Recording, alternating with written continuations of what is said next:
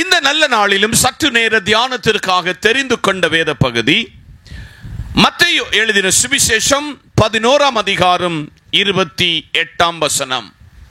மத்தேயு 11:28.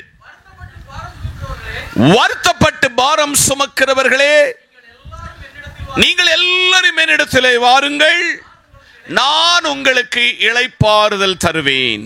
கண்களை மூடுவோம், ஜெபிப்போம். உன்னதரும் உயர்ந்தவரும் ஒருவரும் சேரக்கூடாத வழியில் வாசம் பண்ணுகிறவருமாயிருக்கிற நல்ல ஆண்டவரே, வார்த்தை உம்முடையது. வார்த்தையின் மறை பொருளை தம்முடைய பிள்ளைகள் எதிர்பார்ப்போடு வந்திருக்கிறார்கள். ஜனங்களுக்கு தேவன் வெளிப்படுத்தும். அடியின் சுயமாய் ஒரு வார்த்தை வராதபடி அடியின் நாவின் மேல் அதிகாரத்தை எடுத்துக்கொள்ளும். இயேசுவின் நாமத்தில் ஜெபிக்கிறோம் எங்கள் நல்ல பிதாவே, ஆமென். அல்லேலூயா. இயேசுவின் குரல் அல்லது இயேசுவினுடைய சத்தம் என்ற தலைப்பில் இந்த காலையிலே நாம் கர்த்தர் வார்த்தையை கவனிக்க போகிறோம். இந்தியாவின் அப்போஸ்தலன் என்று அறியப்படுகிற சாது சுந்தர் சிங் என்கிற ஒரு பக்தனை உங்களுக்கு எத்தனை பேருக்கு தெரியும் என்று எனக்கு தெரியாது. அவர் வாழ்வில் தேவ சத்தத்தை கேட்ட ஒரு காரியத்தை முகவரியாக சொல்லி 7 தேவ குரல் என்ற வார்த்தையை தெளிவுபடுத்தி உங்களுக்கு இந்த வார்த்தையை கொடுக்க ஜெபத்தோடு இந்த காலையில எதிர்பார்ப்போடு இந்த காலையில் நிற்கிறேன். நிச்சயம் கர்த்தர் உங்களோடு கூட பேசுவார். சாது சுந்தர் சிங் உண்மையான தெய்வத்தை கண்டுபிடிக்க வேண்டும் என்று பல புண்ணிய தலங்களுக்கு நடந்தார். பல புண்ணிய தலங்களில் தவம் இருந்தார். காலங்கள் ஓட ஓட ஓட ஓட அவர் வாழ்வில் தெய்வத்தை கண்டுபிடிக்கவில்லை. ஒரு நாள் தான் இரவில் படுக்க நித்திரைக்கு போவதற்கு முன்பதாக, நீங்க நினைக்கிறது மாதிரி ஒரு பெரிய கொட்டாரத்தில் அவர் இருக்கல. அவர் வீடு எப்படிப்பட்ட வீடு வேண்டா, ஓலையால் பின்னப்பட்ட வீடு. அதுல ஒரு காரியத்தை சொல்லி நான் இந்த காரியத்தை உங்களுக்கு சொல்ல போகிறேன்.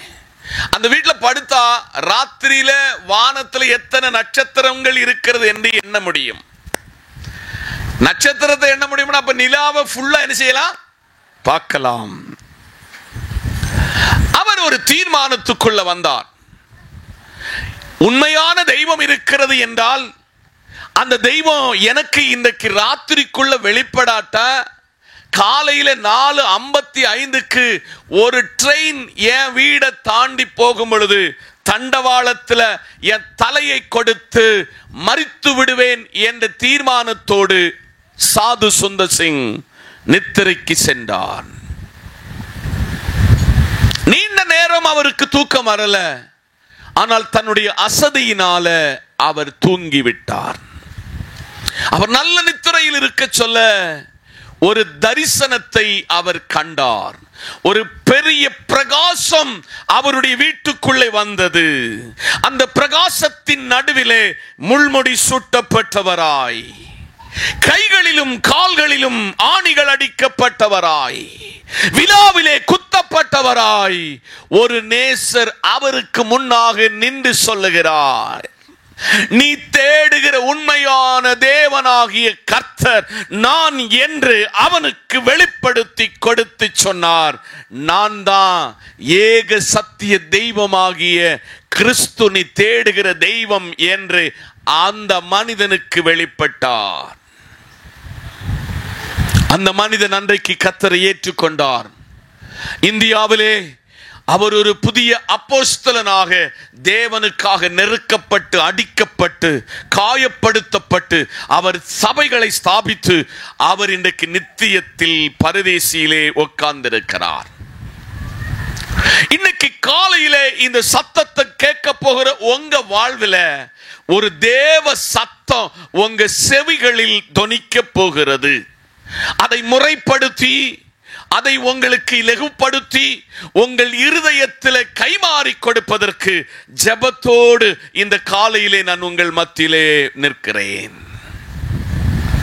4 சுவிசேஷங்களில் முன்ன நிற்கிற சுவிசேஷமாகும் மத்தேயு எழுதின சுவிசேஷம்.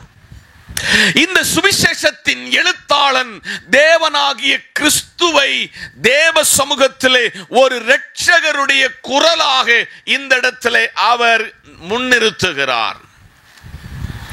கடந்த உபவாச கூட்டத்தில் 2 பாயிண்ட்ல இத உங்களுக்கு நான் தேவ வார்த்தையாக கொண்டு வந்தேன். நம்பர் 1, இரட்சகரின் குரல். சொல்லுங்க, இரட்சகரின் குரல். வருத்தப்பட்டு பாரம் சுமக்கிறவர்களே, நீங்க எல்லாரும் இடத்துல வாருங்க, நான் உங்களுக்கு என்ன தருவேன்? பணம் பெருத்தவனை பார்த்து, சம்பத்து உள்ளவனை பார்த்து, அம்பானிய பார்த்து, அதானிய பார்த்து சொல்லல, வருத்தப்படுகிறவர்கள். இந்த காலையிலே, இந்த ஆராதனையிலே நீங்கள் ஆண்டவர் சமூகத்திலே வரும் பொழுது உங்கள் முகங்கள் பலதை குறித்து வருத்தப்பட்டு கொண்டிருக்கிறது. நாளை காலையிலே கடற்கார வந்து நிற்பான், நாளை மருத்துவமனைக்கு செல்ல வேண்டும், நாளை விடிஞ்சா வேலை கிடைக்குமா என்று சொல்லி வருத்தத்தோடு தேவ சமூகத்தில் உட்கார்ந்திருக்கிற, நாளைய தினம் என்ன ஆகும் என்று வருத்தத்தோடு இருக்கிற சபையை பார்த்து, விசுவாச குடும்பங்களை பார்த்து பரிசுத்த ஆவியானவர் சொல்லுகிறார், வருத்தப்பட்டு பாரம் சுமக்கிறவர்களே, நீங்க எல்லாரும் என்கிட்ட வாருங்க, நான் உங்களுக்கு என்ன தருவேன்? இளைப்பாறுதல் தருவேன்.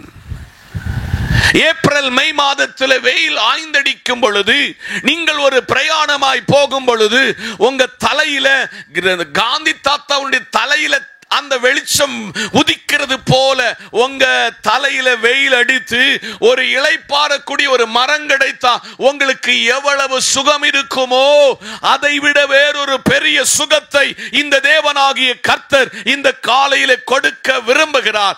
என்னென்ன காரியத்தில் வருத்தப்பட்டு, சஞ்சலப்பட்டு, துக்கப்பட்டு, அழுது கண்ணீர் வடிக்கிறீர்களோ, இன்றைக்கு பரிசுத்த ஆவியானவர் சொல்லுகிறார், ஒரு இரட்சகரின் குரல், ஒரு மீட்பரின் குரல் சொல்லுகிறது, வருத்தப்பட்டு பாரம் சுமக்கிறவர்களே, நீங்க எல்லாரும் என்கிட்ட வாருங்க, நான் உங்களுக்கு இளைப்பாறுதல் தருவேன்.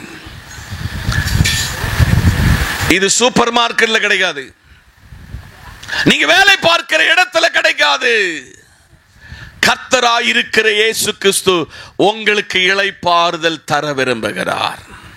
அவரிடத்திலே கடந்து வரவும், அவருடைய சத்தத்தின் குரலை கேட்கவும் சபையை கர்த்தர் அழைக்கிறார். காதுள்ளவன் அவர்கிட்ட வந்துட்டீங்கன்னா, உங்க வருத்தத்தை சொல்லிட்டீங்கன்னா, உங்க கண்ணீரை இறக்கி வச்சுட்டீங்கன்னா, கர்த்தர் இன்னைக்கு உரைக்கிறார், உங்க வருத்தத்தை கர்த்தர் மாற்றுவார். இது பரிசுத்த ஆவியானவர் சபையோடு சொல்லுகிறார். இது ஒரு இரட்சகரின் குரல். யாருடைய குரல்? இது மனிதனுடைய குரல் அல்ல. இந்த காலையிலே நீங்கள் இந்த வார்த்தையை கவனமாய் கேட்கணும். ஒரு மருத்துவரிடத்துல போய் உங்க பலவீனங்களுக்காக போவதற்கு முன்ன நீங்க பலதை நினைச்சு அழுது துக்கப்பட்டு அழுது வியாகுலப்பட்டு உங்க மருத்துவர்கிட்ட போய் உங்களை உட்கார வச்சல அவர் சிரிச்சுக்கிட்டு சொல்லுவாரு, அம்மா இதெல்லாம் எல்லாருக்கும் உள்ள வியாதிதாம்மா, கவலைப்படாதீங்க, சீக்கிரம் வியாதியிலிருந்து குணப்பட்டுருவீங்க. அவர் தருகிற மாத்திரை, அவர் தருகிற இன்ஜெக்ஷனை விட அவர் வார்த்தை உங்களை சுகப்படுத்தும். இதை போல கர்த்தர் சொல்லுகிறார். யாரெல்லாம் வருத்தப்பட்டு இந்த இடத்துல வந்திருக்கிறீங்களோ, நண்பன்கிட்ட சொல்ல முடியாதது, கணவன்கிட்ட சொல்ல முடியாது, பெற்றோரிடத்துல சொல்ல முடியாதது, இன்னைக்கு காலையில கர்த்தரிடத்துல வருத்தத்தோடு வந்து நீங்க சொன்னீங்கன்னா, இன்றைக்கு அந்த வருத்தத்துக்கு கர்த்தர் முற்றுப்புள்ளி வைத்து ஒரு இளைப்பாறுதல் தர விரும்புகிறார். எத்தனை பேர் ஏற்றெடுக்க தயாரு? எத்தனை பேர் விசுவாசிக்க தயாரு? இன்னைக்கு அந்த வருத்தத்துக்கு ஒரு முற்றுப்புள்ளியை கர்த்தர் வைக்க விரும்புகிறார். இதை ஏற்றெடுக்கிறவன் இந்த காலையில் இந்த கேம்பஸ்ல இருந்து வெளியில போக சொல்ல, அந்த வருத்தம் நீங்கி, சஞ்சலம் நீங்கி, நீங்கள் சமாதானமாய் உங்கள் வீடுகளுக்கு புறப்படுவீர்கள். நம்பர் 2, அதே மத்தேயு எழுதின சுவிசேஷம் 11ஆம் அதிகாரம் 29-30 வசனத்தை திருப்பிக் கொள்ளலாம். மத்தேயு 11:29-30. நான் சாந்தமும் மன தாழ்மையுமாயிருக்கிறேன். என் நுகத்தை உங்கள் மேல் ஏற்றுக்கொண்டு என்னிடத்தில் கற்றுக்கொள்ளுங்கள், அப்பொழுது உங்கள் ஆத்துமாவுக்கு இளைப்பாறுதல் கிடைக்கும். என் நுகம் மெதுவாயும் என் சுமை இலகுவாயும் இருக்கும். கரங்களை தட்டி 2 போதகரின் குரல் சொல்லுங்க. என்னது? போதகரின் குரல். மத்தேயு எழுதின சுவிசேஷத்தில் இயேசுவை ஒரு நல்ல போதகராக, ஒரு போதகராக இந்த பகுதியிலே எழுத்தாளன் வர்ணிக்கிறார். நான் சாந்தமும் மனத்தாழ்மையுமாயிருக்கிறேன். யாரா? ஏசப்பா. நமக்கு இந்த சாந்தமும் மனத்தாழ்மை இருக்கிறதா? என் நுகம் உங்கள் மேல் ஏற்றுக்கொண்டேன். நீங்கள் அடிக்கப்பட வேண்டிய இடத்துல, நீங்க காயப்பட வேண்டிய இடத்துல, என் முகத்திலையும் உங்க முகத்திலையும் துப்பப்பட வேண்டிய அந்த சகல காரியங்களையும் 5 இடத்துல விஸ்தாரிக்கப்படுகிறவர், அலக்களிக்கப்படுகிறவர், 40க்கு 1 அடி கொடைய 39 அடிகள் அடிக்கப்பட்டவர், சிரசிலே முள்முடி சுட்டப்பட்டவர், கைகளிலும் கால்களிலும் ஆணி அடிக்கப்பட்டவர், கடைசி சொட்டு ரத்தத்தை சிந்தின அவர் சொல்லுகிறார், என் நுகத்தை உங்களுக்காக நான் ஏற்றுக்கொண்டு என்னிடத்தில் நீங்க என்ன செய்யணும்? கற்றுக்கொள்ள வேண்டும். ஒரு குருவினிடத்திலே ஒரு மாணவன் கற்றுக்கொள்ள வேண்டியது அதிகம் இருக்கிறது. ஆனால் நல்ல ரபியாய் இருக்கிற இயேசு கிறிஸ்துவினிடத்துல நீங்களும் நானும் கற்றுக்கொள்ள வேண்டியது ரொம்ப இருக்கிறது. இங்கே அவர் சொல்லுகிறார், என்னிடத்தில் நீங்கள் கற்றுக்கொள்ளுங்கள். ஏனா ஏதேனில் நீங்கள் நானும் தேவனை விட்டு தூரம் போன பொழுது, பாவத்தினால் இந்த பூமி சபிக்கப்பட்டது போது, மரணத்தினால் மனுஷன் தேவனோடு தூரமாக்கப்பட்ட பொழுது, ஆண்டவராகிய கிறிஸ்து இதெல்லாம் ஏற்றுக்கொண்டு பொன்னினாலோ வெள்ளியினாலோ அல்லாமல் ஆட்டுக்குட்டியானவருடைய இரத்தத்தினாலே நம்மை கிரயம் வாங்குகிறவர் சொல்லுகிறார், நீங்க என்கிட்ட கற்றுக்கொள்ள வேண்டியது ரொம்ப. நீங்க என்கிட்ட கற்றுக்கொண்டீங்கன்னா உங்க ஆத்துமா இளைப்பாறுதல் அடையும். நான் நேற்றைக்கு கன்வென்ஷன் பிரசங்கத்தில் சொன்னேன், 28 ஆண்டுகள் இந்த கனமான ஊழியத்தை நான் செய்து வருகிறேன். இந்த 28 வருஷத்துல ஒரு நாள் கூட இந்த இயேசுவை நான் நேரடியா கண்டதில்லை. அவர் கருப்பா, அவர் வெளுப்பா, அவர் தாடி கீழே இழுத்து போட்டிருக்கிறாரா, என்ன மாதிரி வஸ்திரத்தை தரித்திருக்கிறாரா என்று இதுவரையும் நான் கண்டதில்லை. ஒருவேளை நீங்க கேட்பீங்க, என்னையா நீரே காணல, நாங்க எப்படி அவரை காண முடியும்? ஆனால் இன்னைக்கு பகலில் நிறைஞ்ச இடத்துல சொல்ல முடியும், இந்த ஃபேனுடைய காற்றை என்னால் என்ன செய்ய முடிகிறது? உணர முடிகிறது. ஆனால் இயேசுவை நான் உணர்கிறேன். இந்த காலையிலே உங்க ஆத்துமாவுக்கு இளைப்பாறுதல் வேண்டுமா? அவர் சத்தத்தை கேட்கிறவனாக நீங்கள் மாற வேண்டும். எனக்கு கர்த்தர் சொல்லுகிறார், ஒரு போதகருடைய சத்தம் என்பது உங்கள் ஆத்துமாவுக்கு என்ன கொண்டு வரும்? இளைப்பாறுதல். சொல்லுங்க.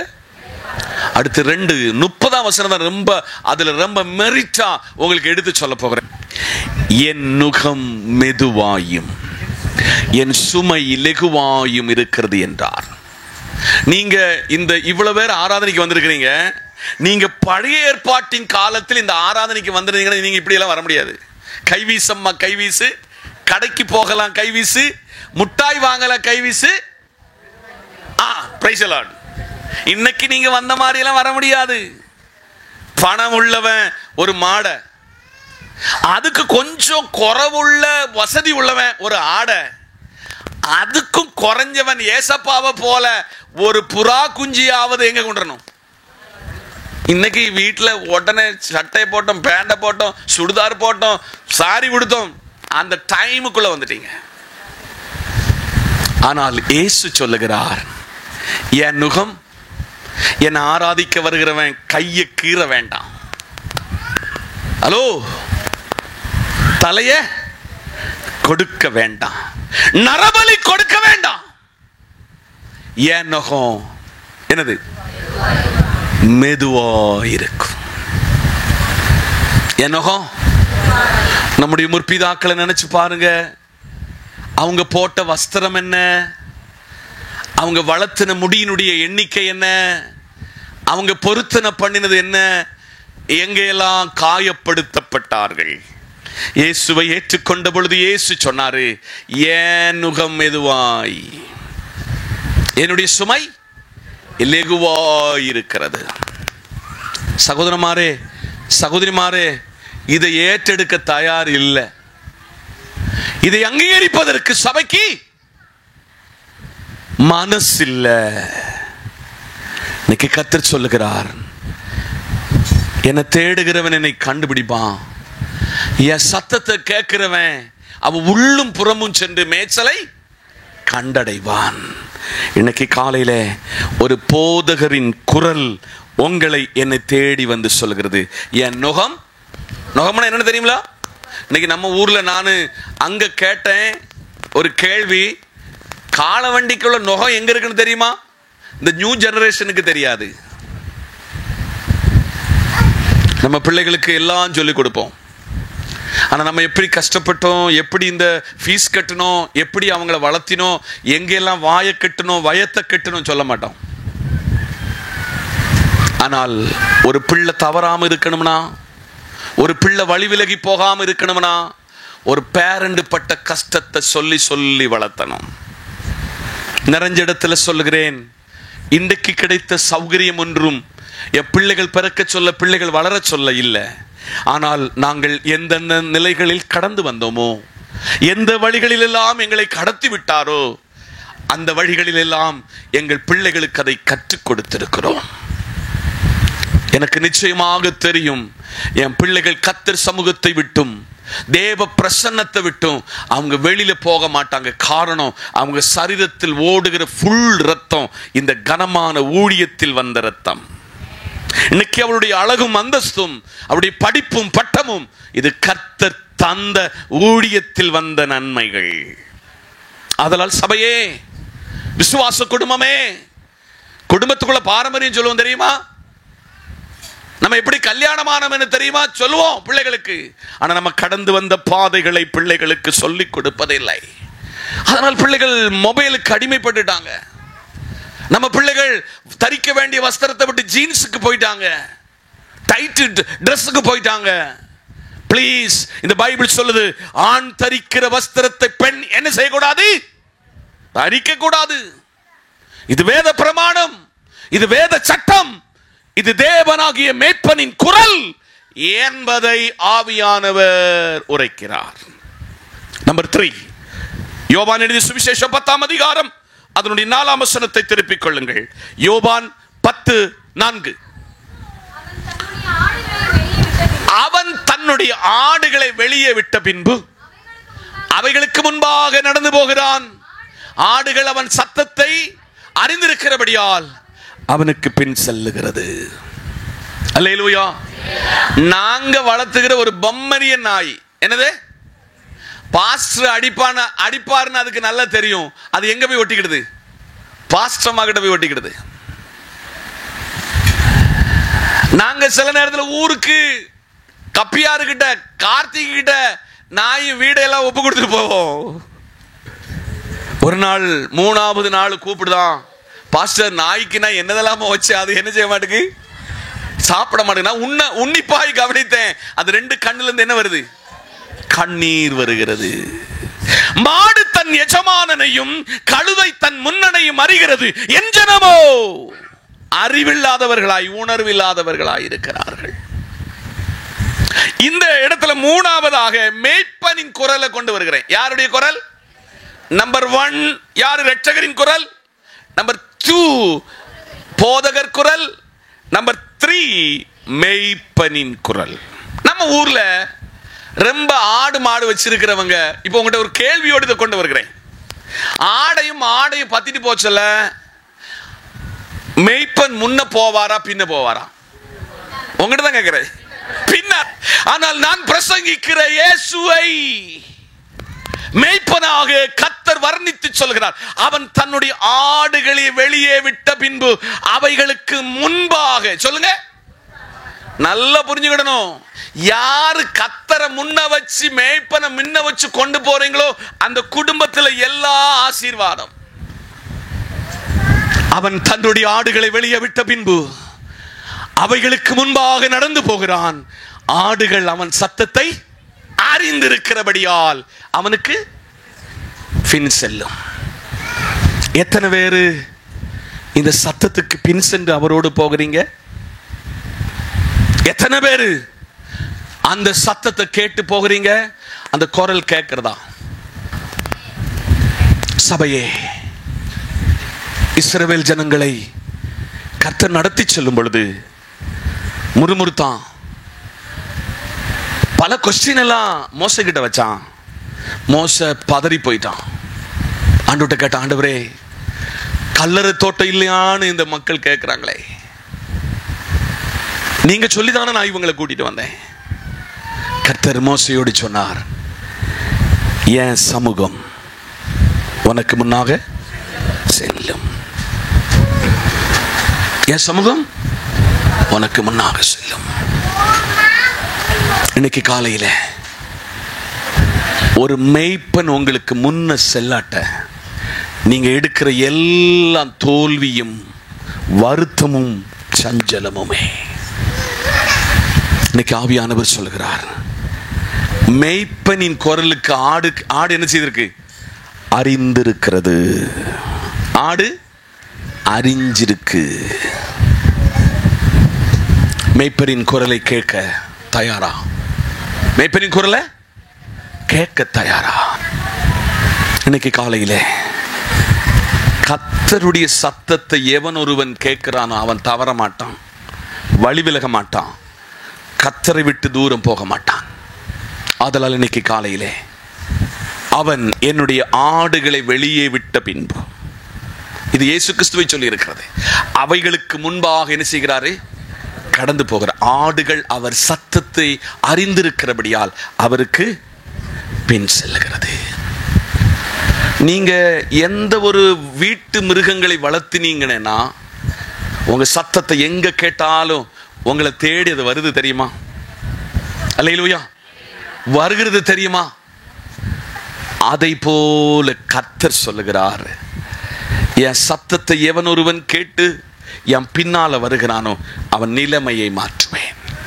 ஆமென், ஸ்தோத்திரம். நான்காவதாக அதே யோவான் 5ஆம் அதிகாரம் 6ஆம் வசனம், உங்களுக்கு எல்லாம் தெரிஞ்ச ஒரு பகுதி, வேத பகுதி. வாசிங்க. யோவான் 5:6.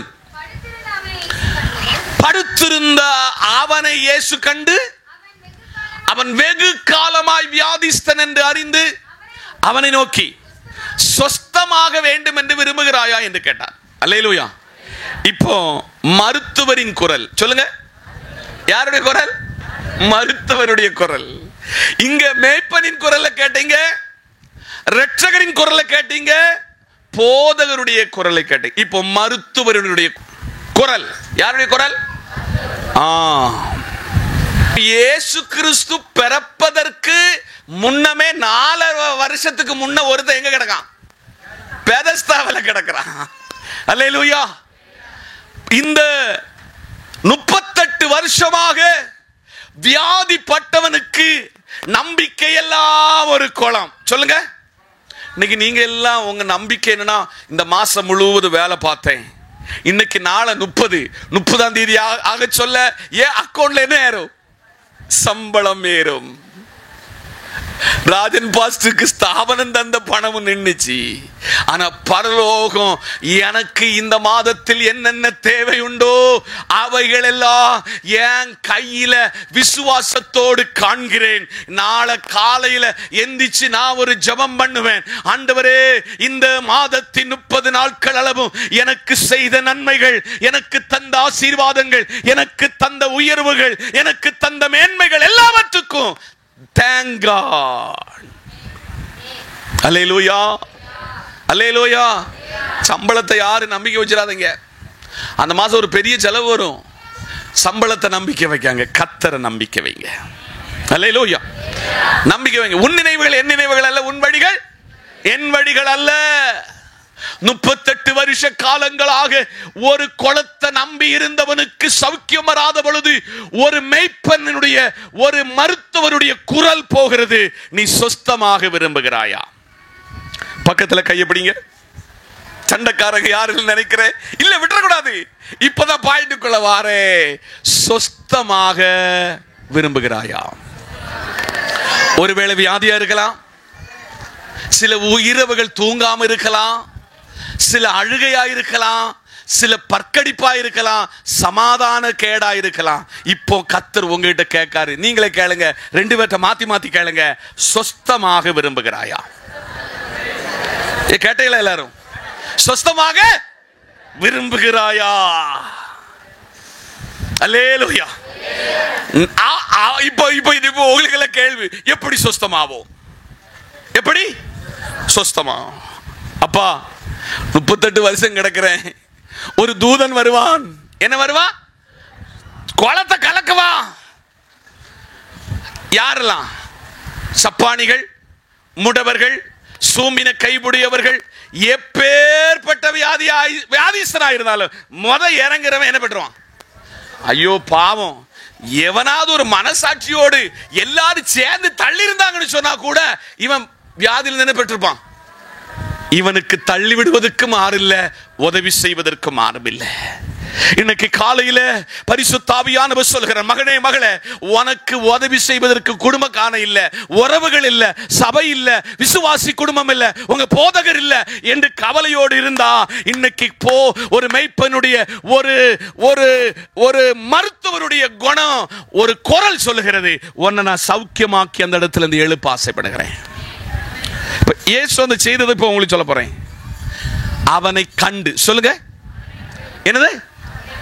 அறிந்து, நோக்கி, வெகு காலமாய் வியாதிஸ்தன் என்று அறிந்து சௌக்கியமாக விரும்புகிறாயா? இன்னைக்கு உங்களை காண்கிறவர், உங்களை நோக்குகிறவர், உங்களை அறிகிறவர் இன்னைக்கு இந்த இடத்துல வந்திருக்கிறாரு. வெளியில சொல்லாதபடி அழுது அழுது வெளியில பார்க்க சொல்ல சிரிச்சு வாழ்கிற உங்களை பார்த்து, உன் துக்கத்துக்கு இன்னைக்கு ஒரு முற்றுப்புள்ளி வரப்போகிறது.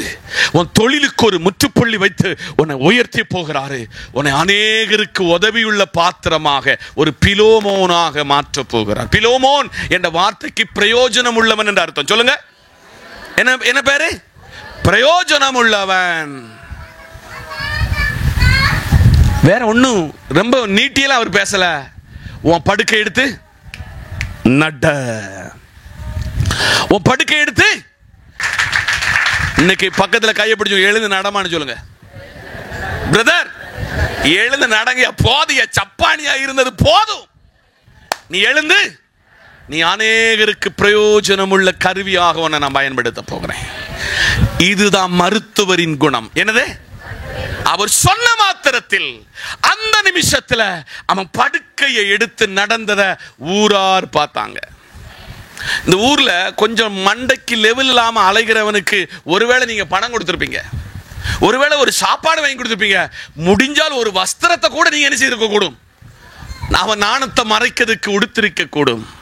ஆனால் அதை விட மேலானது நான் இன்னைக்கு சொல்லுகிறேன், அவனை கைய வச்சு இயேசுவின் நாமத்தினால இவன் சரீரத்தில் இருக்கிற இந்த பலவீனம் மாறணும்னு யாரா போய் ஜெபம் பண்ணிருக்கீங்களா? ஒன்னு ஜெபம் பண்ணி பாருங்க. இது பெரிய ஊழியக்காரனுக்கு மட்டும் இல்ல, எல்லாருக்கும் மேல தந்த ஒரு அபிஷேகம். எழுந்து நட, எழுந்து நட என்று சொன்ன பொழுது அவன் எழுந்து நடந்தான். இதுதான் யாருடைய குரல்? மருத்துவரின் குரல். மருத்துவர் யார்? நாசரேத்தில் வளர்த்தப்பட்டவர், பெத்லகேமிலே பிறந்தவர். ஒரு கன்னியின் வயிற்றில் பிறப்பதற்கு சத்திரத்தை தட்டின பொழுது சத்திரக்கார என்ன திறக்கல? சத்திரத்தை திறக்கல. அவர் தான் நின்னு சொல்லுதாரு, மகனே மகளே, நான் ஒரு நல்ல மருத்துவராக, யாரு? மருத்துவரின் குரலாக எழுந்து நட என்று சொன்ன பொழுது நடந்தான். விசுவாசிக்கிறீங்களா? நடக்கும். விசுவாசிக்கிறீங்களா? நடக்கும். லூக்கா எழுதிய சுவிசேஷம் 19:13. லூக்கா 19:13. புறப்படும் பொழுது அவன் தன் ஊழியக்காரரில் 10 பேரை அழைத்து அவரிடத்தில் 10 ராத்தல் திரவியத்தை கொடுத்து, நான் திரும்பி வரும் அளவும் இதை கொண்டு வியாபாரம் பண்ணுங்கள் என்று சொன்னான். கரங்களை தட்டி. அடுத்து எஜமானனின் குரல் சொல்லுங்க. யார் குரல்? எஜமான குரல். இப்போ ஒண்ணு கூட அதை ரீவைண்ட் பண்ணுறேன். நம்பர் 1 ரட்சகரின் குரல், நம்பர் 2 போதகரின் குரல், நம்பர் 3 மேய்ப்பனின் குரல், நம்பர் 4 மருத்துவரின் குரல், 5 எஜமானனுடைய குரல். எல்லாரும் என்ன கவனிங்க. கொஞ்சம் பைபிள் எல்லாம் கொஞ்சம் ஓரங்கட்டி எழுதெல்லாம் வச்சுட்டு சொல்லுங்க. சோம்பேறிய கர்த்தர் ஆசீர்வதிக்கவே இல்லை. ரொம்ப நேரம் தூங்குனா தரித்திரம் உங்க வீட்டுக்கு கிளியரா வந்துடும். ரொம்ப நேரம் யாரெல்லாம் வீட்டில் தூங்குதீங்களோ, நான் அடிக்கடி சொல்லுவேன், பாஸ்டமா கன்சீவா இருந்த காலத்துல அவளை தூங்க விடாம பத்திரமாக பாதுகாத்த பொறுப்பு உங்க பாஸ்டருக்கு இருந்துச்சு. இதனால புத்தி உள்ள 2 பிள்ளைய கத்த தந்தாரு. கத்தருக்கு பயப்படுகிற 2 பிள்ளைய தந்தாரு. இன்னைக்கு நான் கன்சீவா இருக்கிறேன் பாஸ்டர், நான் நீண்ட நேரம் தூங்குவேன் பாஸ்டர். யாரெல்லாம் சொன்னீங்கன்னா இன்னைக்கு எழுதி அந்த லிஸ்ட் எடுத்து தூக்கி தூரம் எறிஞ்சினீங்க. பலவீனம், எல்லாருக்கும் பலவீனம் உண்டு. ராத்திரி 12 மணிக்கு வந்து படுத்துட்டு ஒரு பிரசங்கத்தை நடத்தி அடுத்து ஒரு ஆராதனையில் இருக்கிறேன். இன்னி கொஞ்சம் நேரம் கழிஞ்சாச்சுன்னா இந்த மாதிரி ஃபயரா எங்க நிற்க போறேன்? களக்காட்டுல நிற்க போறேன். இன்னைக்கு பகல் பொழுதுல பைபிள்ல பவுல் புது விசுவாசிகளுக்கு, புதிய ஏற்பாடு விசுவாசி சொல்ல, வேலை செய்யாம ஒருத்தர் என்ன செய்யக்கூடாது? கையை பிடி சொல்லுங்க. வேலை செய்யாம சாப்பிடக்கூடாது. இப்போ பாய்ந்து கொள்ள வரேன். வேலை செய்யாம இப்போ எஜமானன் வருகிறார். எஜமானன் யாருன்னா கிறிஸ்து. சொல்லுங்க. 10 பேரை கூப்பிடுறாரு. இங்க வா, உனக்கு 10 ராத்தல எல்லாருக்கும் பங்கிட்டு கொடுக்க போகிறேன். இத போய் நீங்க என்ன செய்யணும்? கல்வி படிச்சிருக்கீங்களா? கல்வியை வியாபாரம் பண்ணணும். அதனால தவறானது கல்ல. உடம்பு நல்லா அடிக்கவன மாதிரி இருக்கா, இந்த உடம்பு நல்ல வேலை செய்ய காட்டுக்கு போகணும். கொலஸ்ட்ரால் மாறும், பிபி மாறும். ஹல்லேலூயா. எல்லா வித டயபெட்டிஸ் மாறணும்னா உழைச்சாலே போதும். இந்த அம்மாமார இந்த வயலுக்கு போறவங்களை பாருங்க, அவங்களுக்கு ஒரு வியாதி இல்லை. இப்போ பிறந்த வாலிபனுக்கு இருக்கிற என்ன கொலஸ்ட்ரால், கொழுப்பு கூடுனது, நல்ல கொலஸ்ட்ரால், கெட்ட கொலஸ்ட்ரால் எல்லாம் யார்கிட்ட இருக்கு? தலை சுத்துது பாஸ்டர், கை கால் ஆடுது பாஸ்டர். நீ வேலை செய்யாத வந்தது, ஒழுங்க வேலைக்கு ஓடிடு. அல்லேலூயா. எஜமானன் சொல்லுகிறார், நான் திரும்பி வருவேன், நான் திரும்பி வருவேன். உனக்கு கொடுத்த ராத்தலினுடைய பங்கை நீ வியாபாரம் செய்தாயா? யார்ட்டையாவது இந்த கத்தை சொன்னாரா? நீ நம்ம சாப்பிடுறது சாப்பாடு வெட்டி சாப்பாடுன்னு சொல்லி என்னைக்காவது இந்த காதல் துணிச்சிருக்கா? வெட்டி சாப்பாடுன்னு சொல்லி துணிச்சிருக்கா? துணிச்சுன்னு சொன்னா வீட்டில் இருக்க மாட்டேன். பாஸ்டர்ட்ட கேட்பேன், பாஸ்டர் எங்கேயாவது வேலை கிடைக்கும்? அல்லேலூயா. வருவீங்க, வியாபாரம் பண்ணணும். உங்க சரீரத்தில் உள்ள உடம்பினுடைய ஒவ்வொரு காரியத்தை உழைச்சா உங்க உடம்பு கண்ட்ரோல்ல நிற்கும். கண்ட்ரோல்ல நிற்கும். தரித்திரமா தூங்கணும்னு சொன்னா வீட்டில் வந்த ஆசீர்வாதமும் பக்கத்து வீட்டுக்காரனுக்கு எடுத்து கொடுத்துருவாரு. பக்கத்து வீட்டுக்காரனு போகணுமா, உங்களுக்கு ஆசீர்வாதம் வரணுமா? God உழைக்கிறவன் பட்சத்தில் ஒரு சிம்பிளான காரியத்தை சொன்னார் பார்த்தீங்களா? நீ எறும்பு கிட்ட போய் கட்டுக்கிடு. எங்க போய்? எறும்புக்கு யார் கிடையாது? பாஸ்டர் இல்ல, எறும்புக்கு தலைவன் இல்ல, எறும்புக்கு எக்ஸிகியூட்டிவ் ஆபீசர் இல்ல, மேனேஜர் இல்ல, சீனியர் மேனேஜர் இல்ல, சூப்பரண்டு இல்ல. அது தன்னுடைய கோடை காலத்தில் மழை காலத்துக்கு தேவையான ஆகாரத்தை என்ன செய்கிறது? சேமிச்சு வைக்கிறது. அதனால அம்மாமாரே அப்பாமாரே, வேலை கிடைக்கிறதெல்லாம் கொள்ளலாம், அதுல ஒரு சேவிங் வேணும். என்ன வேணும்? இது எறும்பு கிட்ட கட்டுக்கிட சொன்னாரு. அல்லேலூயா. இப்ப பொட்ட பிள்ளைல வச்சிருக்கோம், ஆண்டவரே அற்புதம் செய்யும், இறங்கும். அவர் ஒன்றும் இறங்க மாட்டாரு. உனக்கு புத்தி தந்திருக்கிறாரு. என்ன தந்திருக்கிறாரு? இந்த வயிறே தெய்வம். என்னது? 10 ரூபா கிடைச்ச அன்னைக்கு மொத்தம் ஹோட்டல் தான் சாப்பாடு. இன்னைக்கு கர்த்தர் சொல்லுகிறார், நீ வியாபாரம் பண்ண வேண்டும். என்னத? உன் தொழிலை டெவலப் பண்ணணும். உன் தொழிலை டெவலப் பண்ணணும். உன் வயலை என்ன செய்யணும்? அதை 7 வருஷம் செய்திருந்தா 1 வருஷம் ரெஸ்ட் போடு. அல்லாத நேரத்தில் நீ என்ன செய்? அதுக்கு செய்ய வேண்டிய பணி செய். அதுல இருந்து என்ன வரும்? ஆசீர்வாதம் வரும். ஆமென், ஸ்தோத்திரம். அடுத்து உன்னத பாட்டு 2ஆம் அதிகாரம் 8 முதல் 10 வரை. உன்னத பாட்டு 2ஆம் அதிகாரம் 8 முதல் 10 வரை. இதோ என் நேசருடைய சத்தம், இதோ அவர் மலைகளின் மேல் குதிக்கும், மேடுகள் மேல் துள்ளி வருகிறார். என் நேசர் வெளிமானுக்கும் மறைக்குட்டிக்கும் ஒப்பாயிருக்கிறார். இதோ அவர் எங்கள் மதிலுக்கு புறமே நின்று பலகணியா வழியாய் பார்த்து கிராதின் வழியாய் தமது மலர்ந்த முகத்தை காண்பிக்கிறார். என் நேசர் என்னோட பேசி, என் பிரியமே, என் ரூபமையே, எழுந்து வா. கரங்களை தட்டி. அடுத்தது அன்பரின் குரல். சொல்லுங்க, கையப்படி சொல்லுங்க. அன்பரின் குரல். யூதருக்கு ஒரு பாரம்பரியம் இருக்கிறது, அதை சொல்லிதான் இதை வளர்க்கணும் உங்களுக்கு.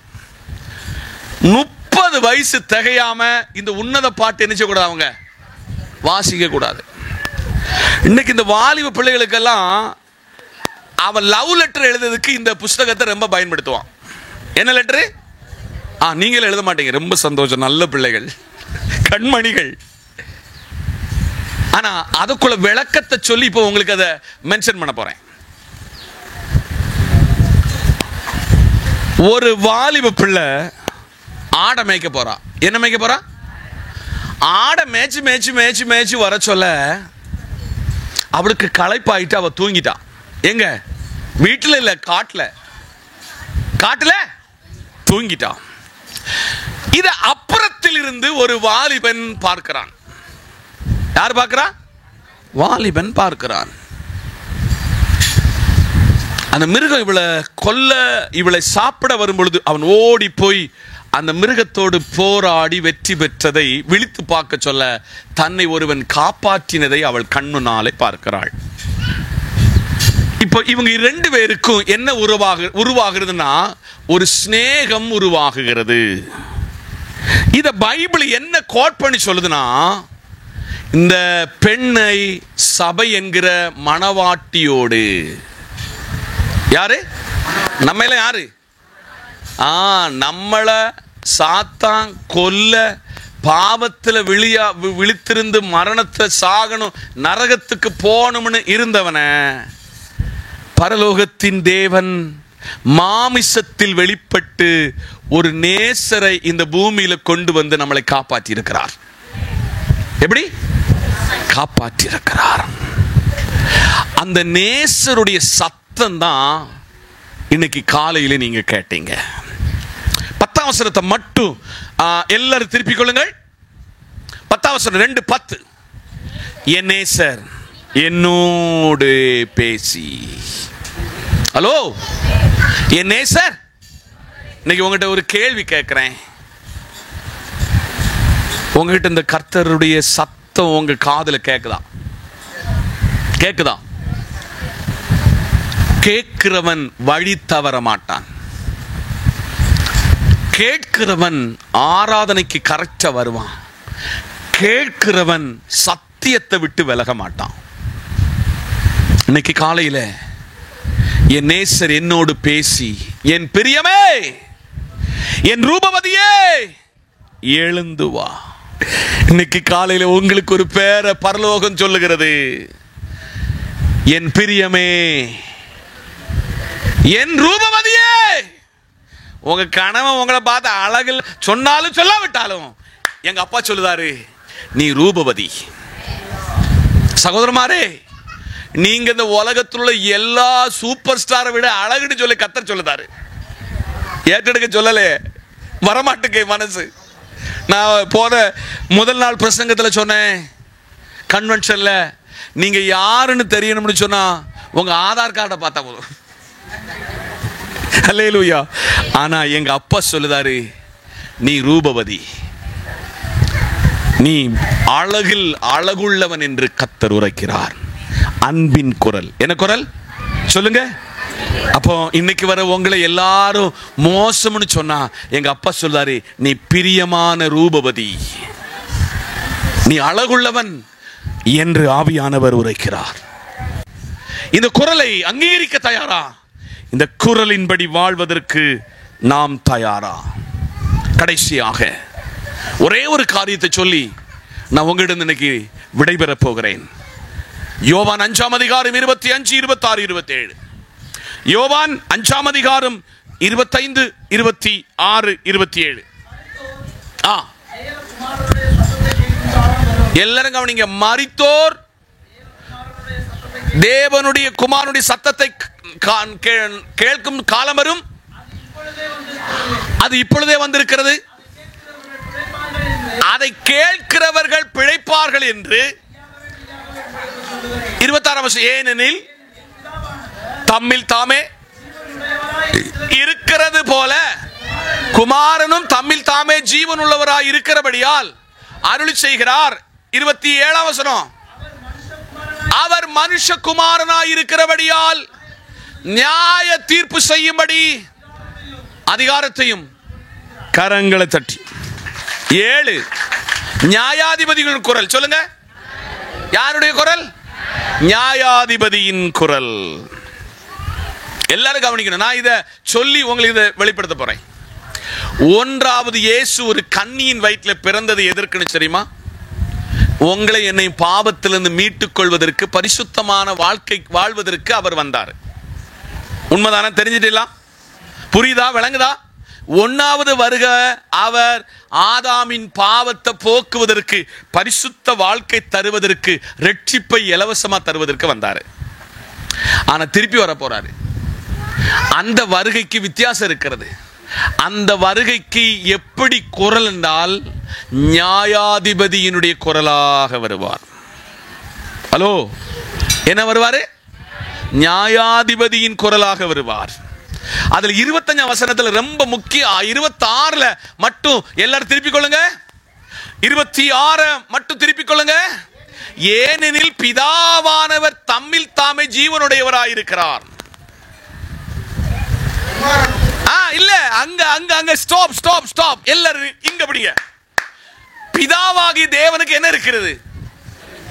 உங்கள்கிட்ட கேட்கிற ஜீவன் இருக்கிறது. அவர் உயிருள்ள God. The God is living God. பிதாவாகி தேவன் ஜீவிக்கிற ஆண்டவர். உயிருள்ளவங்கிட்ட போய் தான் நீங்க என்ன பேசினாலும் அவன் ஆமாவா இல்லையான்னு சொல்லுவான். அல்லேலூயா. பல நேரத்தில் நம்ம இந்த ஊர்ல அந்த பஸ் கேரளா வண்டியெல்லாம் நேரம் எங்க இழுத்து வந்துடுவான். கண்ணப்பள்ளி ரோட்டுக்கு வருவான். நான் கையை போட்டு காட்டுவேன், இந்த லைட் அடிச்சு காட்டவும் கேட்கவே மாட்டேன். நான் நினைச்சேன் நீ போயிட்டு திரும்பி வான்னு நினைச்சு விட்டுருவேன்.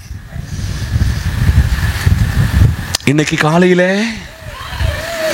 ஜீவனுள்ள தேவனை நீங்கள் ஆராதிக்கிறீங்க. இப்போ பாயிண்ட்டுக்குள்ள வரேன். குமாரன் தம்மில் தாமே என்ன உடையவராக இருக்கிறார்? ஜீவனுள்ளவராக இருக்கிறார். குமாரனுக்கு என்ன இருக்கு? ஜீவன் இருக்கிறது. பரிசுத்த ஆவிக்கு என்ன இருக்கு? ஜீவன் இருக்கிறது. ஆமென், அல்லேலூயா. ஜீவனுள்ள கர்த்தர் சொல்லுகிறார். 27ஆம் வசனத்தை திருப்பிக் கொள்ளுங்கள். அவர் மனுஷகுமாரனாய் இருக்கிறபடியால் நியாய தீர்ப்பு செய்யும்படிக்கு அதிகாரத்தை அவருக்கு சோத்திரம். நியாயம் தீர்க்க ஜட்ஜ்மென்ட்க்கு வர போகிறாரு. அன்னைக்கு தெரியும், இவ்வளவு நாள் பாடினவனும் ஆராதிச்சவனும் மீசை எடுத்தவனும் வெள்ளச்சாலையும் வெள்ள வேட்டையும் உடுத்தவனும் கழுத்துல கையும் காலில் கிளத்தினவனும் அன்னைக்கு வெளிப்படுவான். பிரசங்கிக்கிற எனக்கும் சேர்ந்தான்.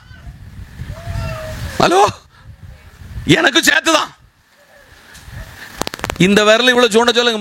4 விரல் எங்க வருது? இங்க உங்க பாஸ்டர் கிட்ட அடிக்கிறது அடி.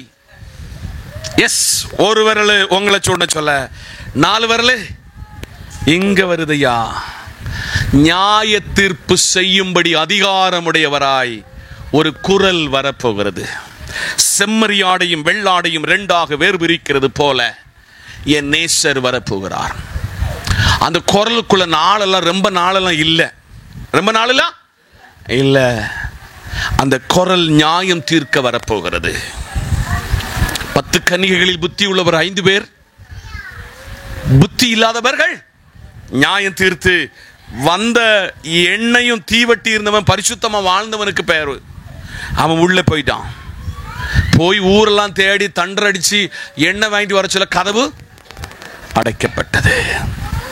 இன்னைக்கு ஆவியானவர் சொல்லுகிறார், மகனே மகளே, நீ வீட்டிலிருந்து வர சொல்ல என்ன நிலையில் இந்த இடத்திலிருந்து வந்தா என்று உனக்கு தெரியாது. நீ ஒரு குரலை உன் காதுல தொனிக்க கேட்டிருக்கிறாய். இந்த குரல் என்பது உன்னை சும்மா விடாது. இந்த குரல் உன்னை நியாயம் தீர்க்கும்.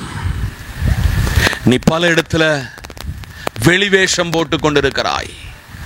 உன் கணவனை ஏமாற்றி கொண்டிருக்கிறாய், உன் மனைவியை ஏமாற்றி கொண்டிருக்கிறாய், உன் பிள்ளைகளை ஏமாற்றி கொண்டிருக்கிறாய். அதை விட உன் சபையையும் உன் போதகரையும் நீ ஏமாத்திக்கிட்டு இருக்கிறாய்.